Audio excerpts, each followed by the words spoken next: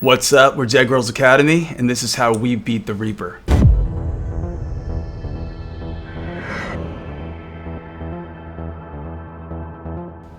Twelve, 13 years ago, I was in a near-fatal car accident. I had a drunk driver going the opposite direction on Interstate 95 in Florida. He hit our tour van directly on, killing him on impact, and then flipping our van, entangling our bodies inside of it. My drummer at the time was kind of lodged into the front seat, so I had to almost step over him to get out, and I had broke my arm and all of my teeth on the dashboard, so I was kind of pretty much covered in blood, and I stepped out of the vehicle. I'm not sure even how I stepped out, but I stepped out into the driver that hit us, so I had slipped all over him. So I was then covered in my blood, and I was covered in his blood.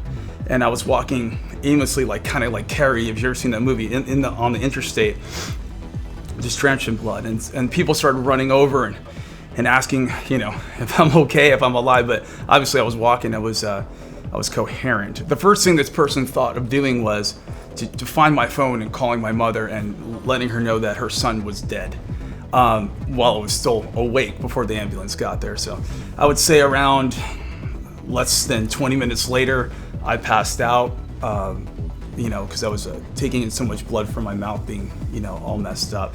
So next thing I knew, I woke up in ICU, and they had pronounced me dead in the ambulance and then kind of resuscitated me back to life. And that's how I ended up in the ICU at that point. And I was there for like a month. And then following, I had a 2-year recovery. I remember the surgeon that came in, and a bunch of doctors came in, but that one surgeon said that I had an angel on my shoulder, and somehow I had beat death. And I'll never forget that. And I got an immortal tattoo. I mean, most of the tattoos I have were based upon that accident, like eternal and forever, just because I was lucky enough to live. If we're in a van, I can't sit in the front seat. I can't drive for longer periods of time like normal people can. I start getting, post-traumatic stress. I'm better in buses because I'm not seeing anything out of the windows. I think that's more or less what it is. It's the bright lights at night, and that's when it happened. And I remember looking up and seeing that, and that's the thing that kind of affects me the most. So all in all, it's tougher in van kind of touring. You have life realizations after that, you start learning who you are and what you want to do. And I think more or less it just solidified the idea that I want to do music and that's going to be my life. And I think I took that away from that experience. I was a lot younger, and this was around like those motor scooters. They just came out, and they were like the biggest hype on the street. And my parents kept telling me, "Don't get on one. You're gonna hurt yourself." And I'm like, "Yeah, sure, whatever." So my dumb self got on one, and I ended up crashing, and the back tire was on my leg while my hand was on the throttle, and it just burnt a huge hole inside of my leg, probably about the size of a small plate. And went to the doctor, and I remember driving there, and my mom's like, "Let me see your leg," and I wouldn't show her. So I finally showed her, and she ended up leaning outside of the car and just completely just puking everywhere. She didn't think it was that bad. And the doctor said I was lucky enough. Had I been any skinnier, they would have had to amputate my leg. Therefore, me never being able to play drums, which is like the craziest story ever.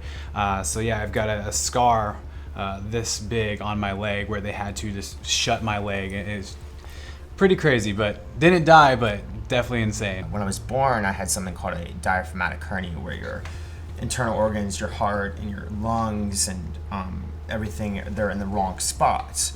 So they gave my parents the notice. They were like, "Your son has a 1 in 6 million chance of living." And they had to go in, and I actually have a scar on cut 2 on my stomach. I won't show in this interview, but I went through surgeries, and I had one in 9 months, and I survived somehow and still here today, thankfully. But yeah, my appendix is also on the wrong side, so I don't know if you've ever met anybody else like that. But yeah. I can't relate. A long time ago, I used to rehearse in my garage when I was in pop punk bands when I was, 15, 16 years ago, a long time ago. And the lady next door, she always complained about the noise of the drums in the garage, right? And, at the time I was all snarky. I'm like, you'll have to deal with it because, that's just the way it rolls. And this situation went back and forth for months. And then eventually she stopped knocking. on the garage, and stop calling the cops and all that usual stuff she did. I was like, she learned her lesson. That's fine. Next thing you know, I see someone new next door, and I was like, what happened to the older lady next door? She's like, oh, that was my mother. She had died. And I was like, okay, that's kind of messed up. And she was like, oh, she was dying of cancer, for months. I was feeling so terrible because we were having these epic battles I can't explain to you. I was playing the drums in the garage, and she was from Jamaica, so when I was sleeping, she used to play her steel drums. When I was trying to go to sleep, I would hear ding, ding, ding, ding, and like as loud as you can, Bob Marley stuff. So this amazing feud was going on, and then she eventually, passed. And then I guess about a month later, I'm sleeping, and I had a pit bull at the time who wasn't much use. We used to spoon. It was weird, but he was there for support. And one day I heard the drums. And I was like, what? You know what I mean? Someone messing with me.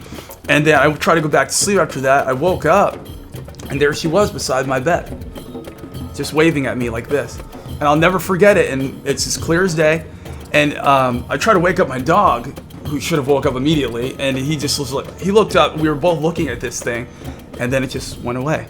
So I felt like, I want to say she forgave me. That was her moment of just going, hey, sorry for that moment, but it was kind of surreal. And for those that are wondering what that looked like, it looked like a very see-through type energy thing with her kind of features, and it was just there. Wild story, dude. I remember the first time you told me that, and I was like, no way. Yeah, it was pretty creepy. No way. Crazy, man. Yeah. So let's start off by saying don't mess with Ouija boards. I was with my old merch guy from my past band and two other girls, one I was kind of dating. And we had a great idea, let's get a Ouija board and follow some crazy ritual and see what happens. So we all sat there with the Ouija board on our knees. That's a thing you have to do. And we all held hands and we did other stuff. I'll just say we did that. And then the Ouija board looked pretty messed up. And we were like, nothing happened. We all parted ways. And then, I thought it'd be a great idea to hang this Ouija board, in my studio. I had a studio where I was recording stuff in my townhouse. So I put up the board, because I'm weird like that. And then, days passed and the ceiling started to rot. And I was like, water damage. Somebody up there must have whatever. So I called the maintenance guy, and the guy's like, that's not water, that's black mold. And they're like, we don't have that here. And I was like, oh, can you repair it? He's like, we'll repair it, but we're not sure where that came from. It's like, oh, that's unusual. Other occurrences started happening. I started hearing footsteps. I started feeling a weird energy when I walked through the room. I ended up getting another girlfriend that moved in with me in the house, and I explained the board to her, and it was still hung up on the wall. And she started seeing her dead father walking up the stairs. We started getting into aggressive verbal fights in the house over nothing. Just feeling of uneasiness all of the time. And then what really started getting weird is when the ceiling always started, there'd be a shadow that started in the corner, and then it would just kind of seep into the whole room to the ceiling, and it would make everything feel weird, and I would start shaking from it. So I had to start sleeping with the TV on consistently to try to keep this weird thing, and then the footsteps and all the different noises, and I was like, I wonder what this is. So it came down to my ex was like, let's burn the board. I was like, yeah, you know what I mean? Let's do that. And she went on the balcony and she started burning it. But little do we know, Milton Bradley made it unable to catch flame. So this board was not dying. Eventually, it drove us to break up. I don't want to say just the board, but it was pretty bad. We broke up and I moved houses. And I legitimately moved apartments like here. So I could see the house, mind you. So I saw it up here. So there was my balcony and there was this place. And the board, I don't remember what I did with that board. Till this day, I don't know where that board is. It was a weird experience. And when I moved to that other apartment, I was sitting there one day, just chilling like I am right now. And I looked up and I saw a face in the window. Because no one was living there, it was vacant. They were cleaning that place because we just moved out. And it projected itself onto my balcony right there. And I was like, No. You know what I mean? You're like, I haven't smoked any weed. I haven't drank. I'm good right now. I'm of sound mind. And there's this thing sitting there on my balcony, and I was like, I looked at it, and it looked at me for a minute, and then projected itself back into the house. And I was just like, whoa. It couldn't let itself in because I feel like the board was the gateway to that, and that maybe was the entity that was plaguing my life for at least 2 years. And I think about these things all the time. And I know a lot of people think I'm full of it, but like I tell the same story. I really don't change it. Like it's exactly that moment. It's exactly that feeling. And when I go write music, especially for this newer record that's coming out, a lot has to do with that kind of situation. I think the relationship I had with one of my exes based upon the experiences with this board has been what my writing material for like the longest time. Like, I mean, especially this new record is every experience I've had in that relationship based upon those experiences supernaturally. And it plagues me. It plagues me. I'll be honest, like you can ask any of them when we're in a hotel or anything, that TV's on. Like I still can't. It's loud as hell. Like, We're trying to go to bed and like watching Family Guy, you know. All night, I dream every night. of Peter Griffin, you know. It's like that. It's true. Yeah. What's up? We're Dead Girls Academy. For more videos of your favorite artists, please subscribe to APTV.